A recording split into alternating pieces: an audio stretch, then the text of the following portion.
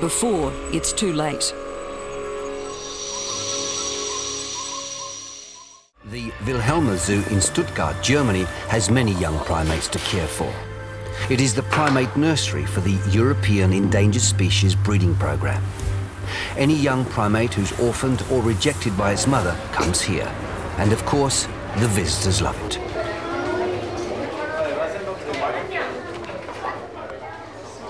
Kutai is the keeper in charge of the nursery. The most important thing for this particular species is probably the European Species Survival Plan, which is called the EP, because they try to get unrelated individuals together, so in 100 years of time we're not ending up in having inbred orangutans all over the place. Stuttgart, like San Diego and Atlanta, is part of the captive breeding management plan, the philosophy of which is partly governed by a complex computer program called Vortex.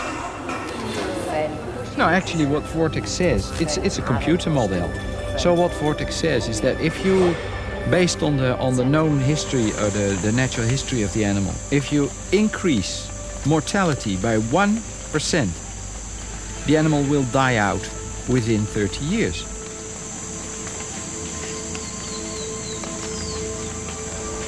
So, how do we begin to save the wild orangutan? I would say that without the support of the world and without the financial support of the world, the orangutan is absolutely doomed. Is the plan to reintroduce captive-bred orangutans into the wild? Now, I believe for a lot of animals that is a valid and useful way. But for intelligent animals like apes, and perhaps elephants, and several other species, I don't think that is a viable option. Because, as I told you, the spirit is so important, and that spirit is gone. You domesticate an animal, and then it is more or less gone, the spirit. You cannot train that back. So the captive-bred orangutans, including these at the nursery in Stuttgart, are not to build up stocks for reintroduction. Rather, to maintain the widest possible genetic diversity, so that if orangutans become extinct in the wild, or the wild genetic pool becomes too small, new blood can be introduced from the captive animals. But what good is a strong gene pool if there is no forest left for the orangutans? Believe it or not, the Kutai rainforest has been a protected reserve for more than 50 years. It's just that no one has taken any notice. But all that is about to change. Well, our project here is a tripartite project between the United Nations Development Program, UNESCO, and the government of Indonesia. UNESCO is coordinating the logging companies, mining companies, and other industries which surround Kutai. They have agreed to contribute to help pay for the care of what is left of the forest. To help, in mid-1995, the Indonesian government declared what was left of the Kutai couldn't be touched. Well, Kutai is extremely important, not only to Indonesia, but also to the world, really, because what we have here is a block of the lowland dipterocarp rainforest of Borneo, which is protected, more or less. It needs more protection, but it is protected, legally protected, and this is one of the few chances where we have to save 200,000 hectares, more or less, of this rainforest. The plan is a major step forward in the battle to save the orangutan's rainforest, but more needs to be done. In this National Orangutan Survival Program, we invite anybody, the Orangutan Foundation from Taiwan, or IUCN or WWF or World Society for Protection of Animals, anybody with knowledge and willing to help the cause for the orangutans is free to participate. But it must be an overall program in order to have some hope left for orangutans to survive for next generations to come. That is why the rehabilitation project at Wonoreset is so important. Not only to help these poor creatures who had suffered one way or another at human hands, but for the long-term viability of the species.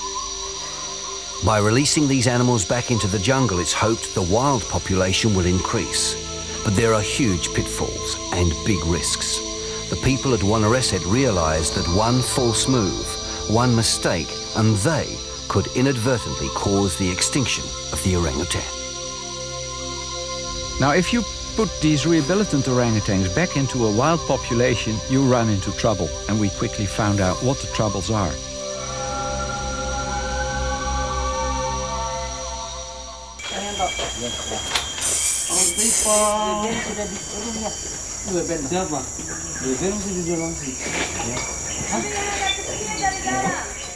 You may have heard that the orangutans can suffer all the human diseases that we can suffer. So if we would release one of those diseased animals into the wild, we would do unrepairable damage to them. Because of this, every animal which comes to Wannerasset undergoes a strict medical examination and spends time in quarantine. As their rehabilitation progresses, each individual is monitored and checked regularly.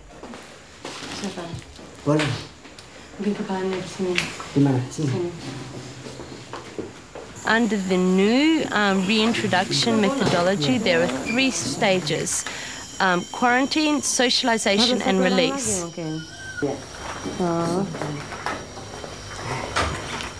Basically have 4 pairs of hands and are really like octopus. And you need 1 technician for each hand, each foot, and the head, minimally, sometimes more. They're about 4 to 5 times as strong as humans of an equivalent size age. Yeah. Incredibly strong. And combine that with having feet that are like hands, and yeah, human beings are just at a loss, really. So these animals have to be in the absolute best of health before they are released back into the wild. But there's always the possibility there may be something that may not be picked up, that may have a negative impact on the wild population. So therefore, the general consensus is that that orangutans that come into the reintroduction centre are to be released in forest that is suitable but does not have a wild population. Fortunately, in this part of Kalimantan, there are still substantial stands of forest that can be used for reintroduction, that don't have a wild population.